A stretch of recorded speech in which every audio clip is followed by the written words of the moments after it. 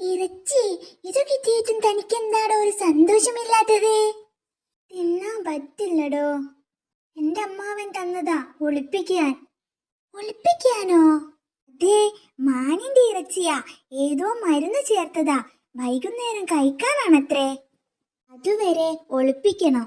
ആരും എടുക്കാത്ത തരത്തിൽ വയ്ക്കാൻ ഒരു സൂത്രം കണ്ടുപിടിക്കാൻ പറഞ്ഞിരിക്കുകയാ. നമുക്കിത് കുഴിച്ചിട്ടാലോ?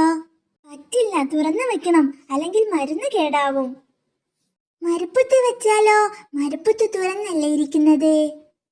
പറ്റില്ല, ഇറച്ചിയിൽ വെയില് കൊള്ളണം. എന്നാ പിന്നെ ഇവിടെ തന്നെ വെച്ചിട്ട് നമുക്ക് കാവലിരിക്കാം.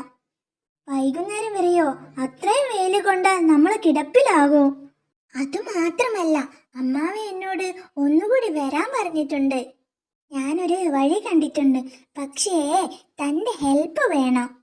8-10 കല്ലുകൾ അടുക്കി അടുക്കി വെച്ച് മുകളിൽ ഇറച്ചി കഷ്ണം വെക്കുക. ഏറ്റവും വലിയ കല്ല് താഴെ, അതിനു മുകളിൽ അതിലും ചെറുത്, പിന്നെ അതിലും ചെറുത്. അങ്ങനെ വെച്ചിട്ട് എന്താ ഗുണോ? അങ്ങനെ വെച്ചാൽ അതൊരു ശില്പം പോലെ ഇരിക്കും.